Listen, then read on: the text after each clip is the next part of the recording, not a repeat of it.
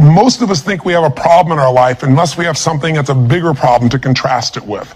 And when you see this story and you walk through their exact life experience of the course of these 2 years, the year that we work with them is 30 days, but you see the course of what's happened to them by finding out what's happened a year later, you begin to understand that it doesn't matter what happens in your life, you are more than any moment.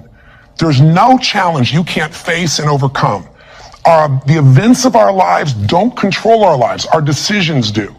And so I figured if we could take a couple that has faced this big a challenge and be able to break through, then you could look whatever's in your life and make it happen. It's kind of like, if I wanted to show you that if you could face your biggest fear, your smaller fears kind of drop aside. It's like, what's your biggest fear? Today, one of the biggest fears so many people in North America and around the world, and the Western world, are facing is losing their job. It's a horrific possibility. It has impact on your family, your psychology, your emotion, so many things, your choices. But the truth of the matter is, what's a problem? Losing your job is a massive problem until you find yourself in a position where you lose all your savings. What it took you maybe 10 years of working to get. Then what's a problem after losing your savings? That's not a problem anymore when all of a sudden you lose your leg or an arm or something horrific happens to one of your children. That's not a problem when someone tells you all of a sudden that you have terminal cancer.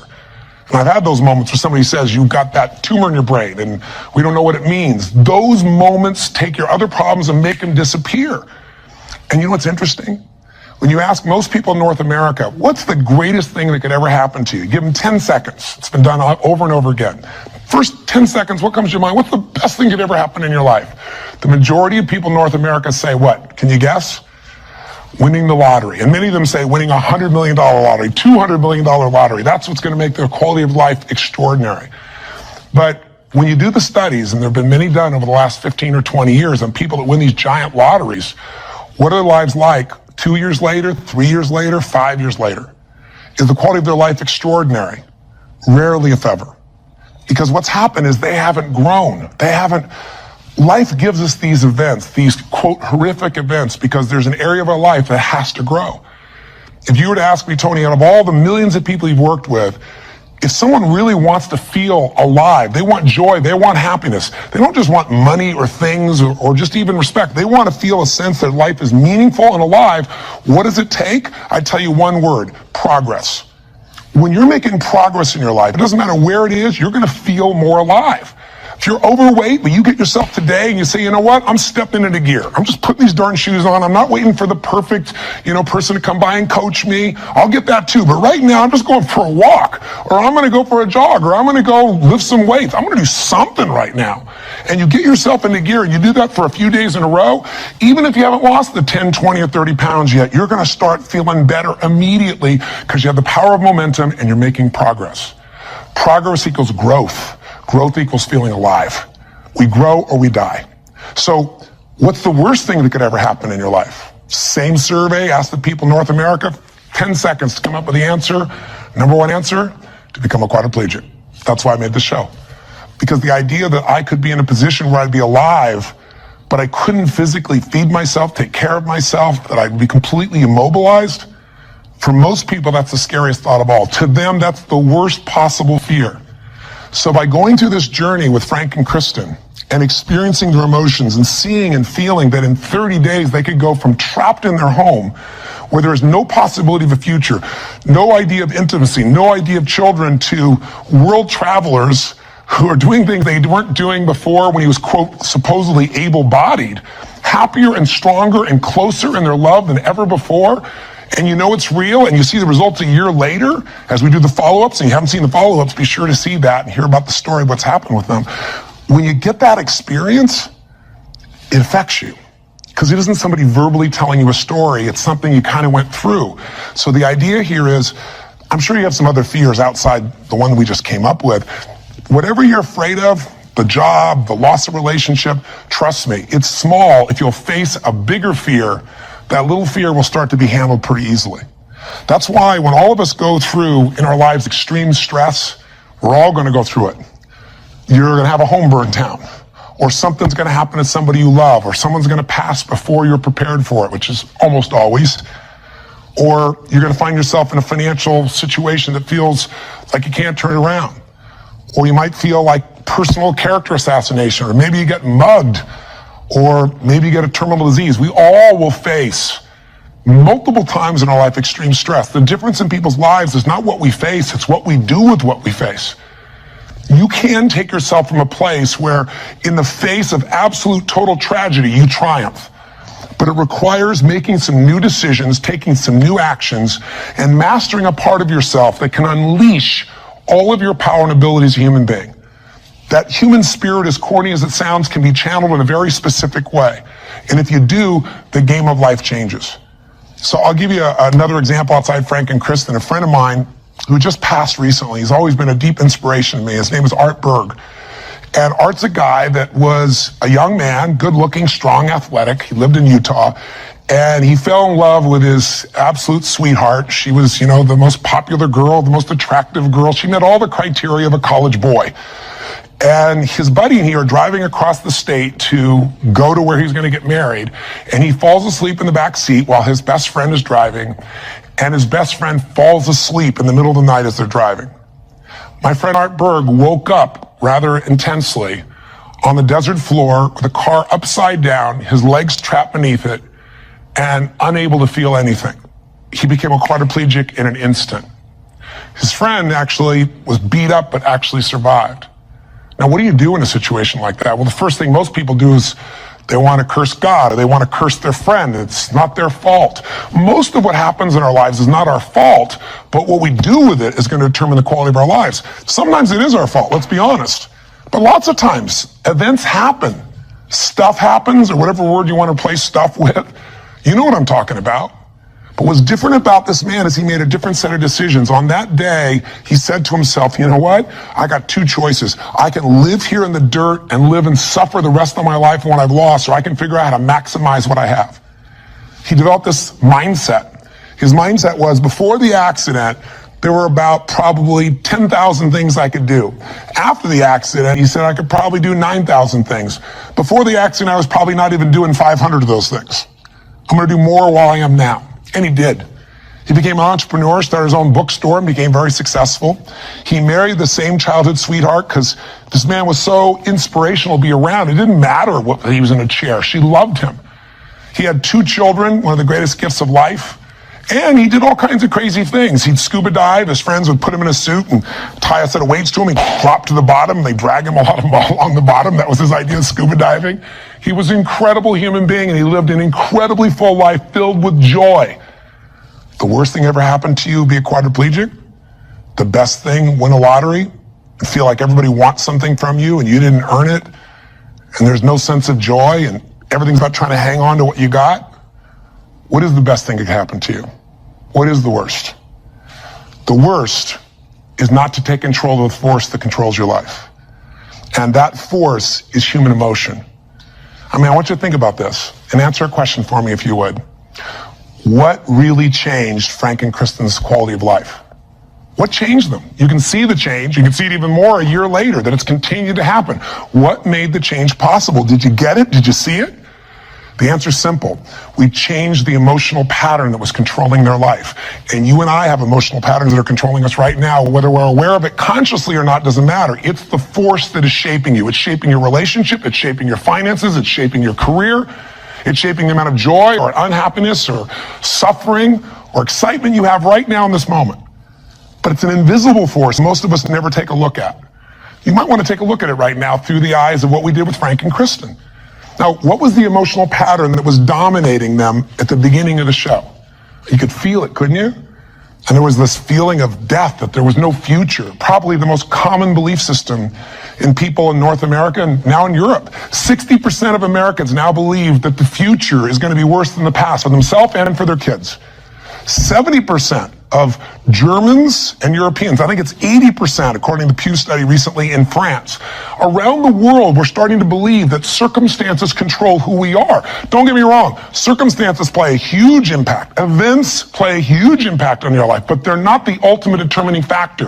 The force of human spirit or emotion is it. With the right emotion, you can unleash things you could never dream of. And I know you know this is true. So take a look, let's analyze. Where do these two live after the accident? Well, where would you live if you were Kristen? I mean, you've lost your future, supposedly. There's no intimacy. There's no chance of children. You've become the full-time nurse to your husband who you love, but now you're changing his catheter every few hours. You're afraid to leave the house because you're afraid, what if he falls over? He may stop breathing. I mean, there's no life. So she goes from the emotions of feeling depressed for the life she's lost to feeling angry. I call it a crazy eight. We get tired of feeling sad, and then we'll get angry for a while, and then we beat ourselves up for being angry at ourselves or God or our partner, and then we get all depressed again. It's a common pattern. You don't have to have something like their event happen in your life to get stuck in a crazy eight. But interestingly enough, she's living in that place, and now what's Frank doing? Frank wants to help his wife, but he's got a limitation we got to break through. He's got a belief. All breakthroughs start with a change in your beliefs. Because once you believe how something is, that means you're certain that's how it is. If you're certain it can't change, you're right, it can't. I can't convince you. No one else can convince you. And Frank's thinking, I'm helpless and I've harmed my wife. And he's living with the emotions of guilt and sadness and depression. And when he's tired of that, he gets completely overwhelmed because he says, if I just would have not jumped in, or if I would have jumped in a different spot, or a million other things that they were different, then I wouldn't have destroyed my wife's life. Instead of saying, my wife needs me right now, and I don't give a damn if I'm trapped physically in this chair, my soul, my spirit's going to reach her. That's my assignment, to get him to remember that power. To not only get him to remember it, but to get him to use it and shift his wife. And that's what we did through this process. How? Well, the process really was giving him a series of experiences that would change his entire belief about who he is. I could try to tell him, oh, here's what you can do. Yeah, I'm 6'7" and I obviously have use of all my appendages. Easy for me, right? But if I get him to have some experiences, like I bring him to Fiji, and I show him he can get out of the house, more than get out of the house, become a world traveler, and go through all the challenges that are part of that if you watch our little section of the story behind the story, you'll hear some things that weren't in the show about that, by the way. But I get him to travel to Fiji, and the first thing I got to do with him is I got to get him to experience, not know intellectually, but experience he can make a difference for his wife. He is not helpless. She needs him, and he can transform her. He can take her from crying, sad, out of control, angry, to laughing and giggling and feeling love that fast. It's a beautiful moment in the show if you watched. And all it is something called presence. Something, if you're not clear about, do some homework, follow up with us or someone else, figure out how to create that, because that's what changes relationships. Presence. It works. And Frank starts to understand, not verbally, but by his own experience, hey, I don't have to live in that sadness or that feeling of being unworthy or that feeling of being overwhelmed. I can matter. I can matter to her. I don't have to be the person she just takes care of. It was a huge shift in the experience. And I'm giving you Frank's example because it relates to yours. Maybe you have different emotions, but don't we all get to points where we feel like we don't matter, or we can't change something? We're stuck, and it's our belief. Great way to break that belief, get yourself another experience. That's what I do with people in seminars. That's what I do in any coaching process. Change it. What do we do after that? We take him through the experience of facing his fears, and we get him to do the skydive together with his lady. And he feels total freedom for the first time since the accident. You get freedom when you face your fear. Not just face it, but you push through it. I get him to face separation from his lady for 10 days. Get him to be in a room with Olympic athletes who couldn't move across the room. He couldn't move across the room, but now they're incredible, and he feels like he's not enough, and he has to push through that. Show him how to get back his dream, drive his truck, get in that thing and drive 100 miles an hour, even though all you got is your elbows to drive the darn thing, and I'm on the other seat. Pretty cool thing. So it was a stacking of these experiences that got Frank to own himself in a new way, to build a new identity, a new set of emotional patterns. So here are the steps, and this is what you want to do. What did I do with him? I did 4 things. That's all I really did at its core. Number 1, for both of them, for Frank and Kristen to transform, I identified where do they live emotionally.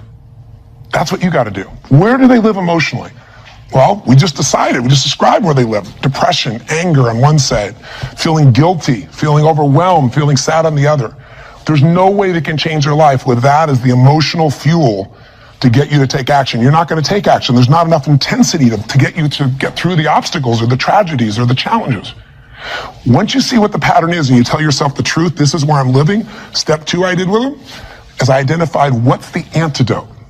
So if fear is what's controlling things right now, we need an antidote called courage. Now, courage doesn't mean that you're not scared. Courage just simply means that you're scared to death, but you do it anyway.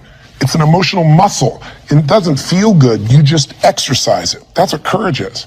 I mean, everybody you know has different emotional patterns. And it may be hard to see it in yourself, but I bet you know in other people. I mean, come on. Don't you know somebody who lives every day and they're angry all the time, or they're pissed off, or they're frustrated, or they're worried all the time? I mean, haven't you met people at different times who, don't you know somebody that's always kind of playful or crazy or cracking jokes? Better yet, do you know somebody who's not really funny, but they think they are? And they tell a stupid joke and everything else. It's not even funny, but they crack themselves up so much that you find yourself cracking up, right? I mean, people have patterns. The question is, what's yours? See, if you can identify the patterns in other people, you can start to see them in yourself as well. And you know what we all do? We all find a way to try to get what I call home. Home is, I noticed after 9/11, I'm with 2,000 plus people from, I think it was 45 countries. I was in Hawaii. The accidents happened, the tragedy happened, the attacks happened, and we got the information at 3 o'clock in the morning in Hawaii, and we had 100 plus people, 200 people that were from New York, many of which worked and had offices and friends in the towers, and all their friends died or their whole company disappeared. And I had to bring these people in from all these countries with different religions, different backgrounds, different belief systems. Some people were celebrating. Other people were crying and saying it was the end times. It was unbelievable. I noticed all this emotion around me. And the biggest thing to put them all together is I had to say, what's really going on here? And I noticed angry people got angry. Sad people got sad. Guilty people, a nurse, she was guilty. She wasn't there helping people, but she's always guilty. The angry lady's always angry. We all have a home. Many of the people didn't live in the United States, didn't know anyone in New York City, and they were yet angry, guilty, or sad. Why? They weren't angry, guilty, or sad about the 3,000 people a day that die of cancer and heart disease. They're all mothers, fathers, children. I pointed out that day. You can't be convenient with your compassion, and yet most of us are. We're unaware that we use events as a trigger to get home, back to the patterns we know, even if it's uncomfortable. So if you identify where you live, emotionally, the patterns are limiting you, the second piece is find the antidote. Courage can replace fear. If you're feeling this unbelievable feeling of overwhelm, you need love or support. And not just go get it, go give it. See, finding that antidote starts to change the game. And then after you identify it, you find the antidote. Number 3 is you got to practice that emotion. I know that sounds weird. I'll explain what I mean in a moment. But you got to do that emotion enough consciously that you can go from frustrated or depressed to determined. And you know how to shift that gear, and it's not fake, it's not some pump up, it's real. And it changes your life when you can do that like that. And it's a biochemical change. It's not some I'm happy, positive thinking BS. That's not what I teach. I'm not here to tell you go to your garden and chant there's no weeds. I'm here to say there's the weed, go pull it out. But you're not going to pull it out without determination, without passion, without commitment. Am I making sense? So if you know the pattern, if you find the antidote, if you practice it enough, and then the final step, you condition it. You practice enough that you can just automatically go into it. That's when your life changes. So what are you going to do as your assignment for this week? To take this little 10-minute, rant I'm giving you and convert it into a massive, measurable increase in the quality of your life. I can't do that for you. You can do it for yourself if you do what I tell you. Here's what you're going to do. Step 1, and this will be on the web as well. Step 1, you got to identify where you live. So where do you live? Where do you live emotionally? You personally, just like we did with Frank and Kristen. There are thousands of emotions. There's 4,000 words in the English language, I should say, for different individual emotions. I did the research on it years ago.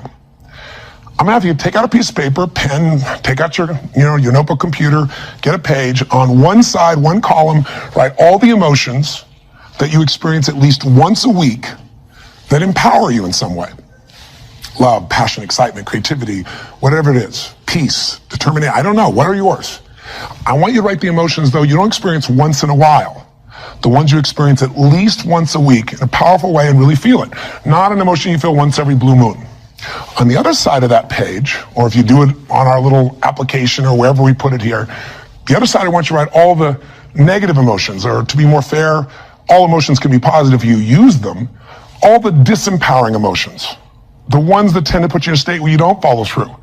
And I want you on that side to write all of them and do it simultaneously. Just keep making your list. What are the emotions I go into that mess me up, like feeling frustrated or overwhelmed or lost or alone or depressed or pissed off and rageful, whatever it is you go. And again, not emotions you experience once in a while, the ones you experience at least once a week. So make a list of all the emotions you experience at least once a week, ones that empower you, ones that disempower you on the list. That's step one. That's identifying where you live. And circle the top 2 out of the whole list that you experience most often that are empowering, and the top 2 you experience most often that are disempowering. That'll be step 1. Now, I'm trying to explain it to you here. It'll be right in front of you as well. So if you forget what I'm saying, it's going to be on the little checklist. But I want you to know what I mean. Step 2, let's identify the solution. So you look at your list and you see on the disempowering list, I got sadness and depression, or I got feeling lonely, or I've got feeling rage and anger, or I got feeling fear. What emotional state would you like to feel in that situation that would change your life? If it's fear, maybe it's courage. Again, courage doesn't mean it's easy, doesn't mean you feel, confident. It just means you're going to do it anyway. Maybe it's determination. Maybe instead of feeling alone, you feel loving and you go give to somebody else. What's the antidote? What's an emotional pattern that if you live that, it would change the game? Is it faith? Is it passion? Is it courage? Is it playfulness? You're taking things just too damn seriously. You've forgotten perspective. Go watch the show again. See if you really have a problem. See if your problems are as challenging as the people you just saw who transformed their tragedy into something tremendous, something beautiful, something magnificent, something meaningful, something that can even help other people that are watching. That's the beauty. So that's the second step. What's the antidote? Come up with your antidote emotion. Step 3 is you got to practice that emotion. Now, I know that sounds silly, stupid, kind of weird. But if you came to a seminar with me, you'd see, 3,000, 10,000 people. And we do this and we condition that a new emotion till you can shift gears. Have you ever heard about the fire walk? It's not about the fire walk. I do skydiving, all kinds of crazy stuff. It's a metaphor for how do I go from afraid, fire's metaphor for whatever you don't follow through on your life, whatever holds you back, to snapping and going to a state of mind where I just move through. It's not this big mind over matter thing. It's mind over emotion. It's shifting. And when you learn how to go from scared to determined in action, what can't you do in your life? So we show you how to do that. But for right now, I'll give you just a quick example. Understand that emotion is really created by motion, by the way you use your body. So quick example, real quick. Imagine a time when you know someone who's depressed or you were depressed. If you ever felt that way, I'm sure you have at some time. And think about what you do with your body. When somebody's depressed, do they get all excited, talk faster, just no. Everything kind of slows down, doesn't it? What happens to your shoulders? They drop. Where's your head when you're depressed? Drops. Where's your breathing? Full or shallow? It becomes shallow. You talk loud and fast or slow and quiet? Slow and quiet, more hesitant. Now, emotion is created by motion. You can try and think yourself into I'm happy. But if you go, I'm happy, and your body's like this, nothing's going to change. We can change our biochemistry by eating, by taking a drug, by smoking a cigarette, because then you take a different breath, you eat food you like, you fill up your tummy, and you start to breathe nice. Your whole mental, emotional state changes, doesn't it? So what I'm saying is you don't need the cigarette, you don't actually need the food. You can just physically learn to say, this is what I do when I'm depressed, this is what I do when I'm most determined. There's this gesture I made. I remember one time when I was a kid, or one time I got pissed off and what did I do? I made a gesture, I stood taller, I looked the person in the eye, I spoke with more authority. Now, my idea of passion and determination may be a little over the top for you, and I get it. I'm a crazy mofo and I'm a passionate human being, but you can do your version. What do you do when you're really feeling something like determined? What do you do when you are passionate? With your face, with your voice, with your body. Just practice and make a contrast. Here's what I do when I'm sad. Here's what I do when I feel loved. Here's what I do when I'm worried. Here's what I do when I'm determined. That's what I mean by practice. And I'd love to have you in an event, but I'm trying to give this to you so you can do it right now, and you can. And maybe this would be helpful to do with friends so they can give you feedback and say, here's what you do. I see you do this when you're really strong. I see you do that when you're kind of weak. That's the third step. Practice. Now, what's the assignment? Figure out your emotions. Where do you live? Positive, negative. What are the big primary antidotes? What emotions do you need? Practice the emotions you need so you can go into them a few times. Sounds a little weird, but if you do it, you'll see it's actually quite fun. Feels powerful. Maybe do it with a friend. That's the easy way to do it. And condition it. And that means take the next 3 days, do this 3 times. Figure out the difference and shift from not sure, worried to determined. From overwhelmed, I don't know what to do, to focused. And you just deliberately, physically make the change from one to the other. 3 times for 3 days. If you're bold, do it for 7. But if you do this 3 or 4 times a day for 3 to 7 days, you'll start to get a pattern in your body. And the pattern in your body, a new pattern, means a new life. Our life's a reflection of our emotional patterns. If you live in sadness and depression, you could have $1 billion and your life is called sad and depressed. If you're living feeling grateful, feeling alive, feeling passionate, your life is filled with gratitude and passion. Doesn't matter what's happening anywhere else. And you can face any challenge from those emotions and you can overcome. Does this make sense? This is how you can take what you watched in that show and convert it into some actions that'll change you. Very simple approach. Or come see me or get some coaching. I've got all kinds of resources, but this is something you can do right now. You don't need anybody else to make happen. You just need a little ability to take action. Make sense? And if you haven't seen the show, for God's sakes, go on Hulu and watch the show, or all this will just sound like a bunch of words. If you've had the experience, you know what I'm talking about, and you've witnessed it, it'll be real in you right now, and you'll get a sense of what you can do to move forward. And if you can't find it on Hulu, once again, send us a little email, and we'll make sure we find a way for you to be able to observe or experience the show directly. And last thing I'll say to you is, the best way to keep something in your body is share it with somebody else. The whole philosophy of my life has been, if your life's going to be meaningful, you can't just be about me, you got to be about we. So if you can, if you feel like it, if your spirit's touched by this, help us pay it forward. Share this with your friends. You can share the clip of our show. You can share this little section. We got all kinds of ways. Just take the clip and send it. And we even have a way you can push a button once again and send it virally to everybody. Everybody who's on your email list. We'd love it if that works for you. If you don't, we're totally respectful of that. But in the end, I can promise you one thing. If you will do this, if you'll discover your current emotional pattern and you'll change it through a little bit of practice over and over again, you will change the quality of your life no matter what you're facing. Make sense? Thanks for taking the time. I hope this was close to 10 minutes. I went a little crazy, but it's really just designed to try to really serve you. So till I see you again, hopefully next week, live strong and live with passion. God bless.